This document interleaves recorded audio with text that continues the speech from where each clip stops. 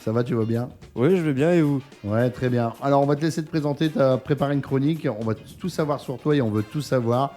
Tu as quelques instants pour te présenter. On te laisse la parole. C'est à toi. Eh ben, je commence. Bonjour à tous et à toutes qui écoutez ce matin Radio BLC. Je suis Alexis, j'ai 19 ans, actuellement en stage à Radio BLC. Alors voilà, quand je suis arrivé, cela au pas de course, car je ne voulais pas être en retard pour le premier jour, ça aurait été ballot quand même, on m'a confié comme tâche de réaliser une chronique. Et aujourd'hui, je vais vous parler de quoi? Je vais vous parler d'Imagine Dragon, mon groupe préféré. Bon, évidemment, je ne les suis pas depuis le début, puisque l'histoire du groupe de pop-rock américain a commencé en 2008.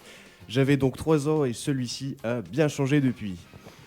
Dès 2008, c'est le futur chanteur du groupe Dan Reynolds qui rencontre le batteur Andrew Tolman à l'université de Brigham Young où ils étudient et l'invite à le rejoindre pour créer leur propre groupe. Ils vont ensemble par la suite enrôler 3 autres musiciens dans leur équipe, Andrew Beck à la guitare, Dave Limke à la basse et Aurora Florence au piano, qui est d'ailleurs la seule femme du groupe à ce moment-là.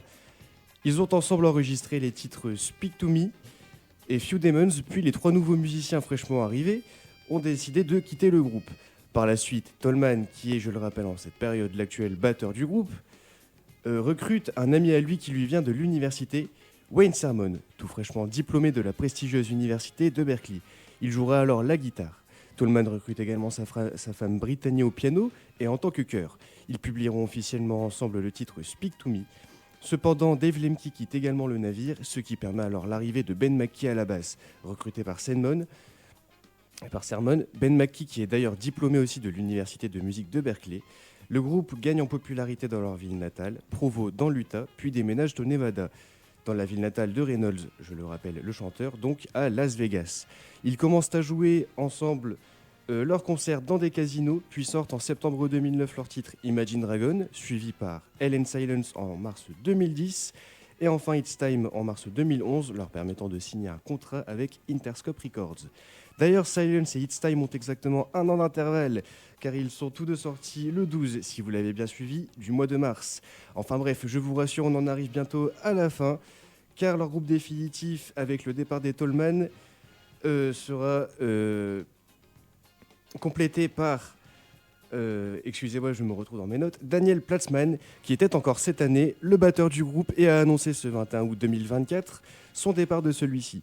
C'était donc à partir de 2012 que le groupe est officiellement complet et a continué de nous faire chanter et remuer dans tous les sens jusqu'à aujourd'hui, notamment avec le titre Radioactif qui n'a cessé de battre des records, se vendant à 16 millions d'exemplaires, mais également avant ça le titre Night Visions ayant atteint la seconde place au Billboard 200, le Billboard 200 donc aux États-Unis. Il s'agit d'un classement qui regroupe les 200 albums les plus vendus sur le territoire. Désormais, le groupe est composé de Dan Reynolds, le chanteur, Ben McKee, le bassiste et Wayne Sermon, le guitariste. Le seul à les avoir suivis tout le long était donc le chanteur.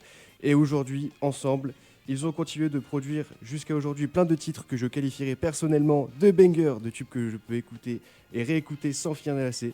On peut notamment penser à Wrecked, qui est vraiment incroyable, mais aussi Believer que je pense est encore plus connu. Moi personnellement, ma chanson préférée, c'est Follow You. Et vous, c'est quoi? En tout cas, c'était un plaisir de faire cette chronique et de la partager avec vous, et je pense avoir terminé. Bah, tu penses, c'est sûr même. On a terminé cette belle chronique. En tout cas, merci à toi. Alexis, on te souhaite une bonne fin de stage, hein, n'est-ce Et pas? oui, il faut. Eh ben merci.